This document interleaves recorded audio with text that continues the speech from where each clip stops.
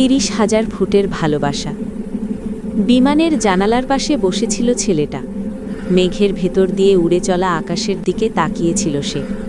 ঠিক তখনই নরম কণ্ঠে কেউ জিজ্ঞেস করল, ওয়াটার অর জুস?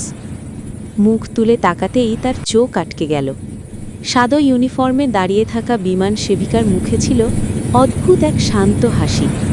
কয়েক সেকেন্ডের চোখে চোখ, যেন হাজার কথার শুরু। সেই মুহূর্তটা দুজনের মনেই অজান্তে গেঁথে গেল। ফ্লাইট শেষ হলো, কিন্তু স্মৃতিটা রয়ে গেল। কয়েকদিন পর শহরের এক ছোট্ট ক্যাফেতে ভাগ্যের খেলায় আবার দেখা। কফির কাপে ধোঁয়া উঠছে, আর সেই ধোঁয়ার ফাঁক দিয়ে আবার মিলল দুটো পরিচিত চোখ।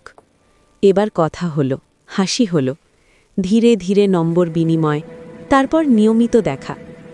রেস্টুরেন্ট, শহরের আলো, রাতের হাঁটা, সব কিছুর মধ্যেই প্রেমটা বড় হতে লাগল।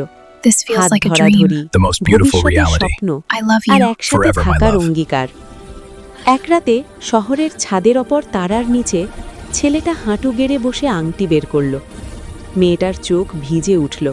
সেই হ্যাঁ শব্দটার সাথে তাদের জীবনের দিকটাই বদলে গেল। তারপর বিয়ে, ফুলে সাজানো মণ্ডপ, হাসি, কান্না, আনন্দ, দুজনের জীবনের সবচেয়ে সুন্দর দিন। রাত নামল, ফুলশয্যা, ঘর ভর্তি ফুলের গন্ধ আর নরম আলো। দুজন পাশাপাশি বসে জীবনের নতুন অধ্যায়ের কথা ভাবছে। হঠাৎ দরজার সামনে এক অচেনা ছায়া পড়ল।